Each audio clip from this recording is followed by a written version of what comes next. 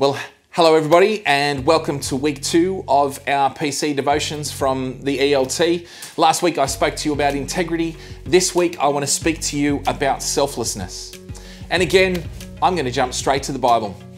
This verse comes from Philippians chapter 2 and it is verses 3 to 7. Let me read it to you now.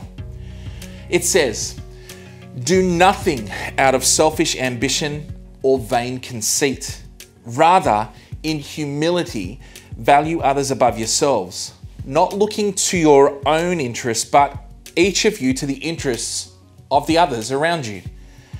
In your relationships with one another, have the same mindset as Christ Jesus, who, being in very nature God, did not consider equality with God something to be used to his own advantage.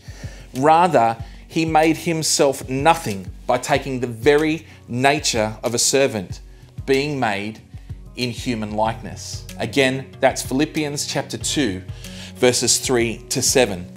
And it's talking about not thinking of yourself too highly and not looking out for your own interests, but looking out for the interests of the people around you. The problem with this is it's almost the opposite of what the world is telling us to do all the time.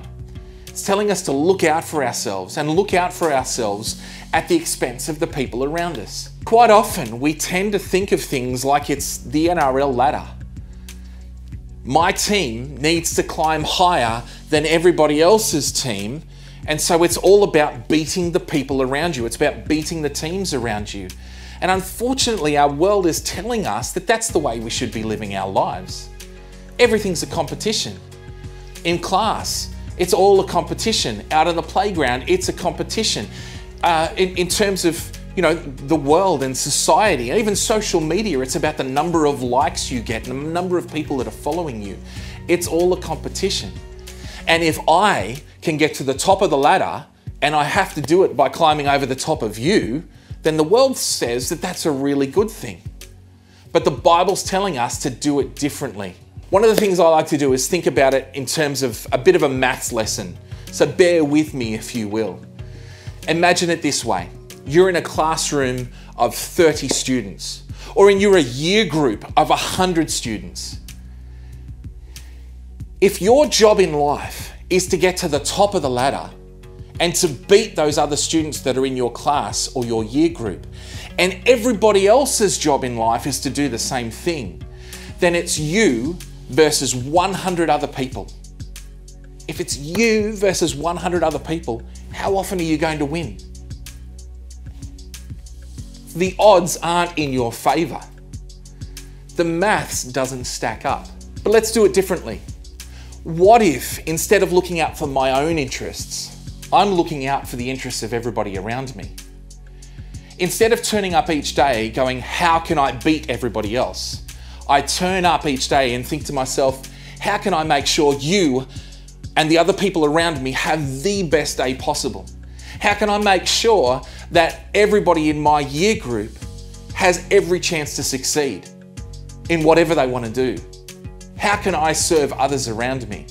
Now all of a sudden, the maths looks a whole lot better. Instead of me versus 100 people, where 100 people are trying to beat me, now it's me versus 100 people where 100 other people are trying to make sure I have the best day ever. The maths is way better.